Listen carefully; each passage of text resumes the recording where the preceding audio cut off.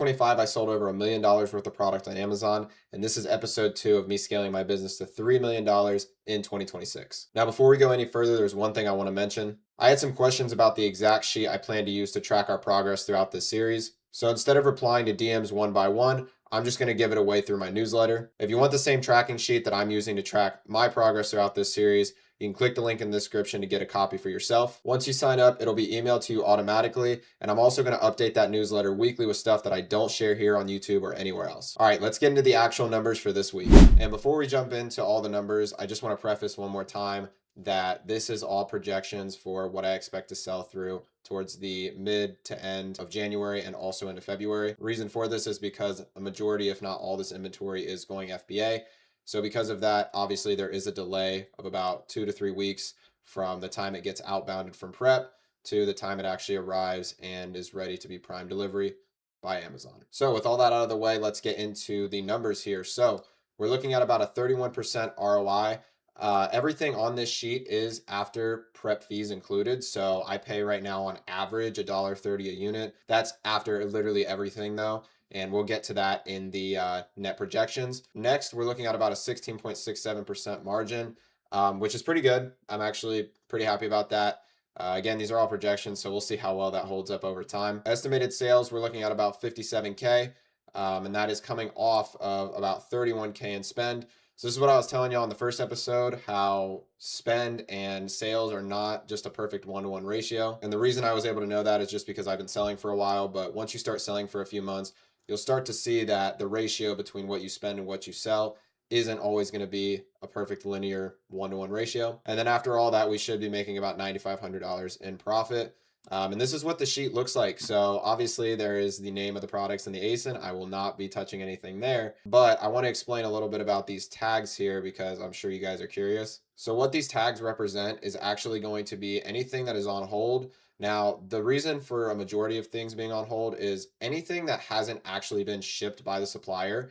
I am not counting towards this sheet and it goes into the hold section on the right here. Reason for that is because if something were to get canceled and I were to put it into the main database here, it is going to obviously skew our numbers, but as long as it's over here on the right side, these cells in Google Sheets are not actually being added and multiplied, so they don't count for anything over here until I move them back after the items have been shipped. And I will be doing that, but for this week, this is just how we're looking. So we are waiting on a few orders to actually get shipped. And as you can see, this goes down for quite a good amount of rows here. And I want to also talk through a little bit how many ASINs I bought. So I know you guys can't obviously see it here, but I did note it in a separate sheet somewhere else. We actually ended up buying a total of 65 unique ASINs this month. And that could be replens, that could be new stuff, that could be really anything. But for the month of January, we're already up to 65 ASINs, which is great.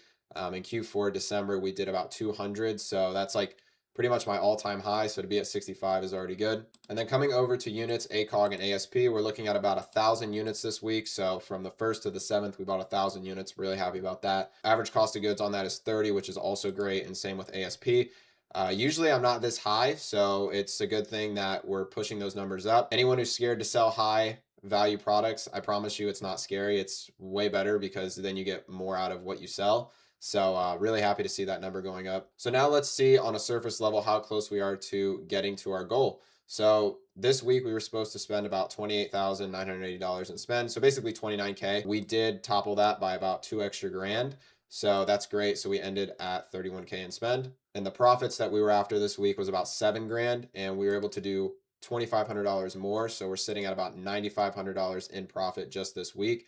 And that is again after an average prep cost is calculated into all this stuff. So now that we've walked through some of the surface level projections, let's actually go and look at what we're going to make after returns, because I know this is a big part that a lot of people forget, and I used to forget when I first started. So what we have here is pretty much all of the same stuff that came from the previous sheet, and it just got imported over. So you guys can see that on average, my return rate's about 4%, looking at about 50% sellable rate. And our adjusted revenue because of returns actually fell off about $1,000.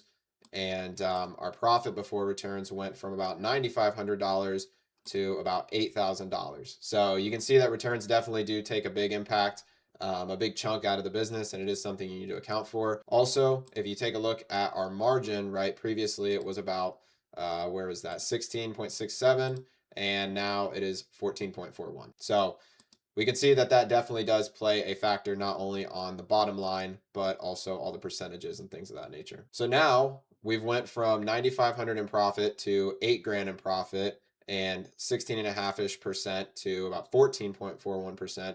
So let's see after my overhead where we expect to be after this week. So now we're here in the overhead inputs, and we can see currently that payroll has already gotten up to $384.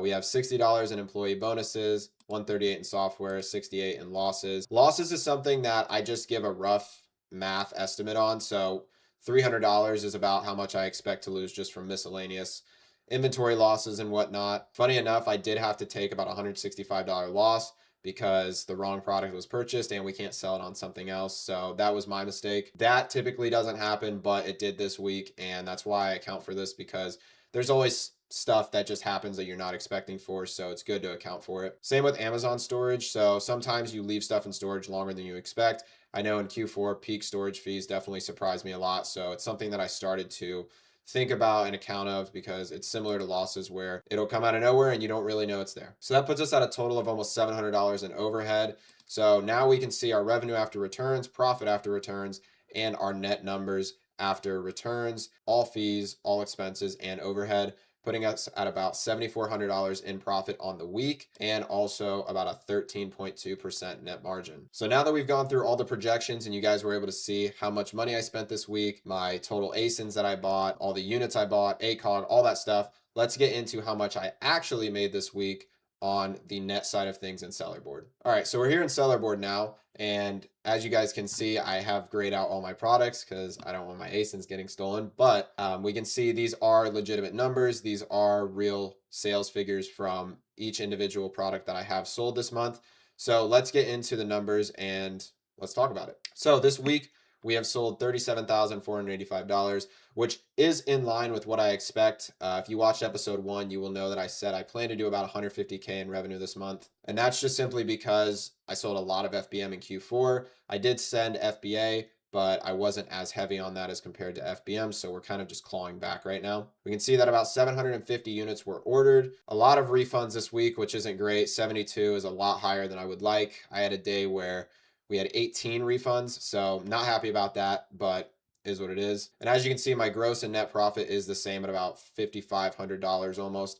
The reason they're not different yet is because the external costs like software, employees, all that stuff doesn't get entered till the very end of the month once my bookkeeper sends me all of the books for the end of the month. And if we open up and see more here, we can see exactly how much in fees everything was taken out. I'm not going to bore you with seeing all the fees, but you can see that about 19K, almost 20K worth of COGS were sold this week. And also our refund rate is up to a 10%. So not looking great there. That's just part of being in January. So just got to deal with that.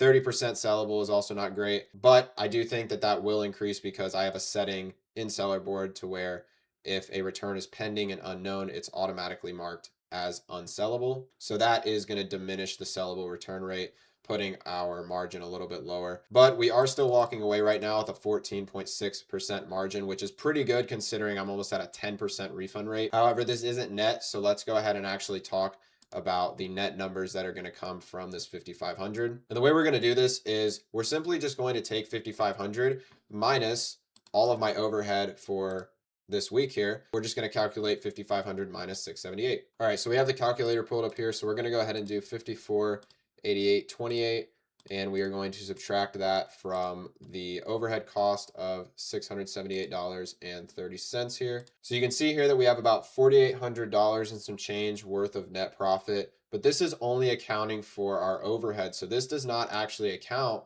for the prep that I paid on 751 units.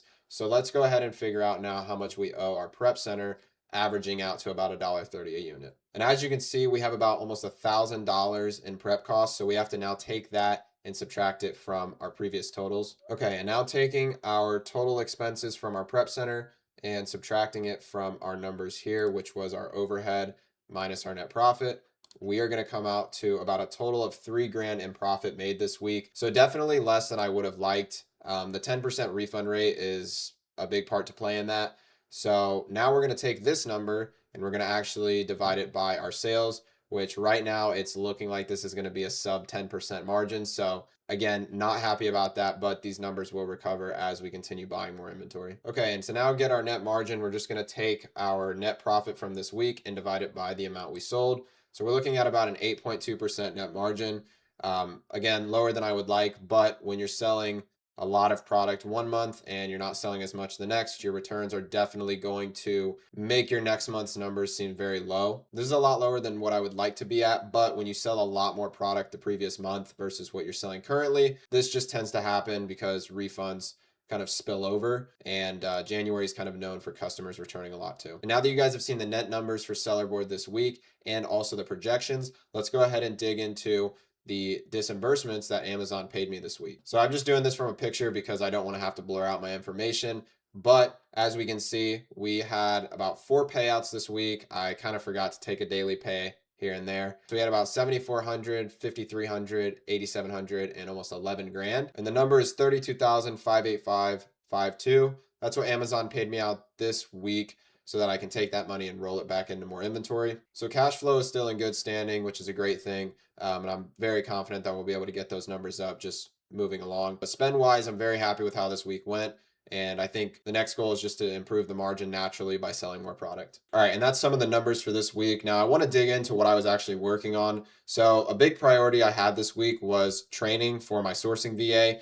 We took about 2 calls this week, just the 2 of us, where we went over different things such as suppressed buy boxes, listings that sell less than 50 a month, and then also listings where Amazon is in stock.